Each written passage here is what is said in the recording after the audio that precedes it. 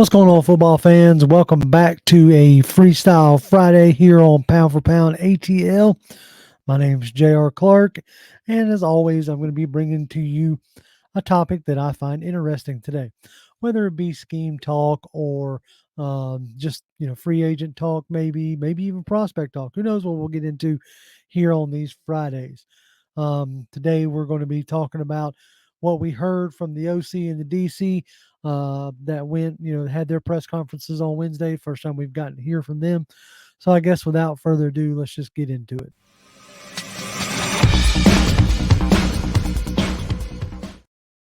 So, like I said, on Wednesday, we got to hear from, Marquise Williams. We got to hear from Zack Robinson and Jimmy Lake.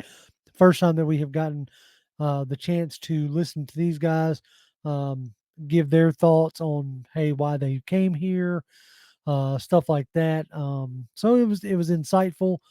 We got some really kind of interesting tidbits. Like it's a lot of coach speak, so they're not going to give away any kind of like state secrets or give away the farm, so to speak, at these early initial things. But you can glean some stuff here and there. Uh, some of y'all might have been watching the KC uh, parade that turned into another tragic event, which was horrible. But anyway, while that was going on, they had their press conference. So let's get into some of the first things. I want to start with the OC, Zack Robinson. I think he's somebody that uh, a lot of us are extremely interested in, especially considering how the offensive fared last year under the old regime. Uh, so, and plus, he's a bit of an enigma. Um, his trip to make it to an OC went from college QB to working at PFF to then working his way up through the Los Angeles Rams organization to eventually becoming the OC. A lot of us think and feel like he's gonna just try to carbon copy what Sean McVay did. I don't think he's going to do that. He sounds like he's much smarter than just trying to copy and paste kind of deal. So it was interesting. And here are some of like the more like top comments, I guess you could say. Um, he started off, talking about this comment here from friend of the show, Joe Patrick says, Robinson said he was blown away by watching Bijan Robinson. Somebody asked him about Bijan in person at Texas during the Rams bye week in 2022. Said he talked to him recently, and I've got goosebumps waiting to work with him and some of the other pieces. The fact that he's called out Bijan Robinson should make a lot of y'all happy, considering like a star running back wasn't necessarily a part of the Rams like DNA. They had a run game. They really got it going this year with Kerwin Williams, but to have a caliber of player like Bijan is something that you should be focused on and building around. Robinson made sure to note how impressed he was with the people as opposed to the player, if they can be separated, that the Falcons have amassed on the offensive side. It's something that Fontenot and Smith were very diligent about. Like just talk about the character of folks that we have brought in. Now, obviously, the topic of QB came up, and so now I want to cut to a video that Joe Patrick shot and of Zack Robinson, so you can kind of hear his response as it stands. Sure. Yeah, I think when you look at that position, that guy's got to be the most competitive guy in the room. They got to have mental and physical toughness. They got to be able to think. They got to have mental capacity. They got to be able to throw the football accurately. They got to have. Now, I want to stop right there just for a second. I think that's where we get the whole, oh, he's got to be an elite level processor. The comments that Zack has made, like, he's got to be able to think and he's got to be able to process what's going on out there. And then, like, the fact that he speaks to that, like, that's the first thing that comes up before throwing. So that's just a little interesting tidbit. All right, let's keep going here. The inventory of throws, pace, touch. They got to be able to drive it when they need it. And then They got to have poise and they got to have competitive greatness. These games are so close in the NFL. Uh, you got to have a guy that wants the ball in his hands in those crunch time moments. And so that's what we're looking for. Whether it's a pocket guy, whether it's a guy that can move around a little bit, we're just looking for the best guy that we can do. And then certainly know that the guys that are here, we're evaluating everybody. And so we, Now you hear that there. He says they're evaluating everybody. Now I think it could be just coach speak. I know that when Arthur Blank and Raheem and Fontenot talked, like Robinson and Heineke, or not Robinson, Ritter and Heineke weren't mentioned at all. This is the first time anybody on this new staff has really even mentioned either Ritter or Heineke. Talking about they're going to evaluate them. I mean, of course they're going to. They're under contract as of now. And they may want to see if there's something there that they could salvage as far as, backup position is concerned. But I think they made it pretty cut clear early on with Fontenot and with Blank that, they're going to be looking for something different at QB1. Taylor and Desmond, we're looking at those guys. All options are on the table, but those are the qualities that we'll look for in terms of somebody that can lead this team. And excited to get that process going with, everybody. We got some great guys that have been around the quarterback room, whether they played it, coached it. Raheem and I have spent a lot of time together the last 3 years talking about quarterbacks. So anybody who wants to think that, uh, that there was like, they're just pulling this guy out of the hat, so to speak, with Zack Robinson. You heard him there. That him and Raheem have spent a lot of time over these past 3 years talking about quarterbacks. Obviously, Raheem probably picking his brain from a defensive side, like how would you want to attack him? But in those conversations, you can see where a trust had been built, with Raheem, which made him a easy and natural fit for him to come on over. So I mean, they didn't say like a ton there. He complimented the personnel that had been brought in. Uh, Obviously, gushed about Bijan Robinson. Fully expect them to utilize the talent. It's really weird to say to utilize the talent better when last year he had 1,400 yards from scrimmage, but maybe make it a little bit less sporadic. Maybe a little more consistent. All right, so let's get on to Jimmy Lake. Now, I'm not really going to touch on Marquise Williams because he's a holdover.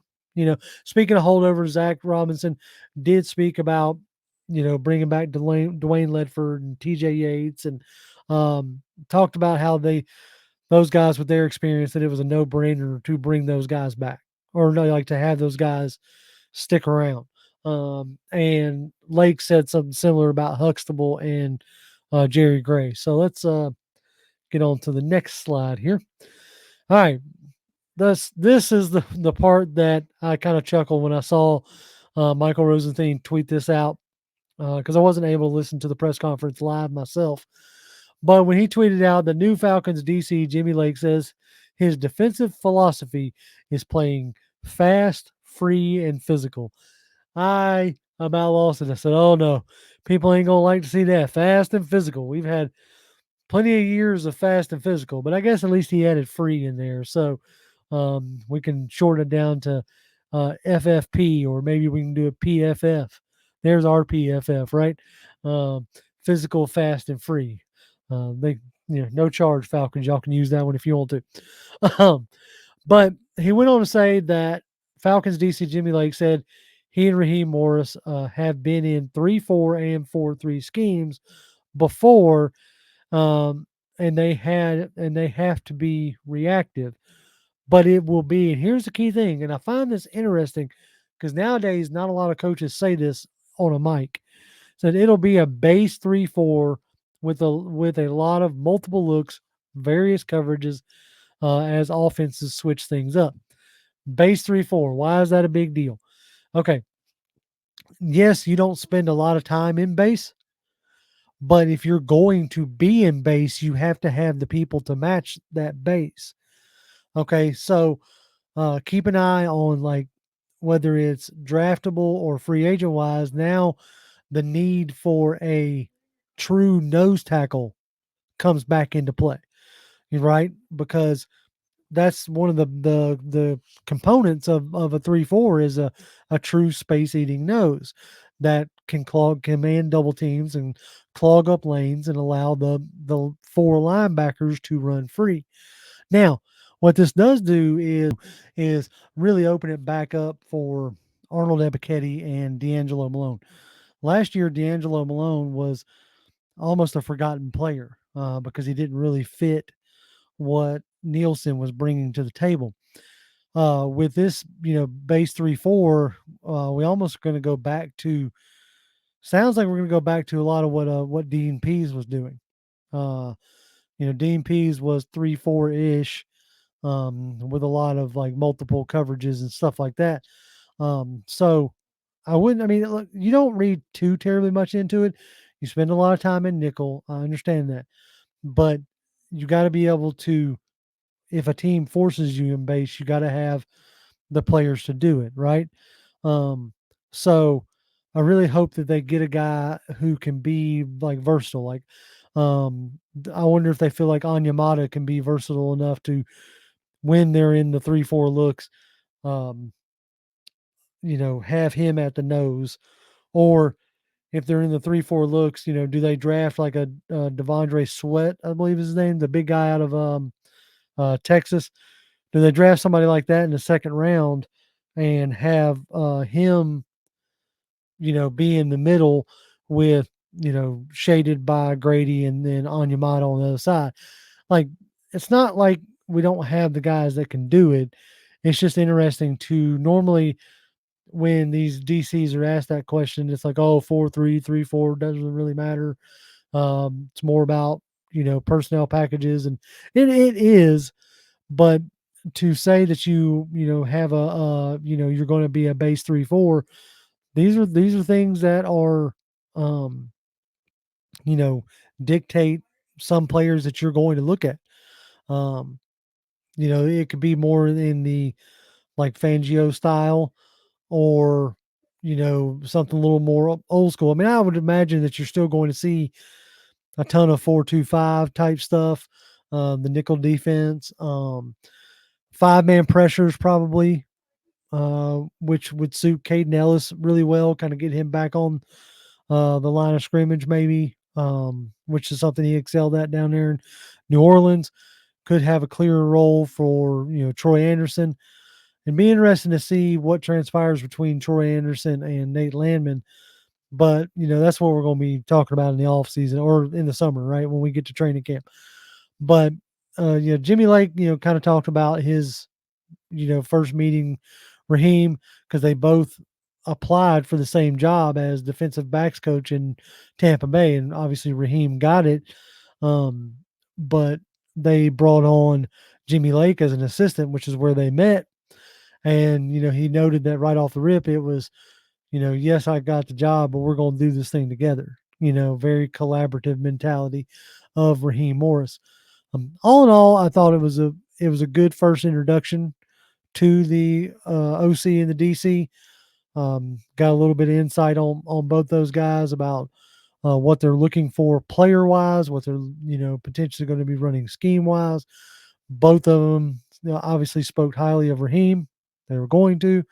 And then the same deal of speaking with like about Jerry Gray and Dave Huxtable, talking about those guys with their wealth of experience.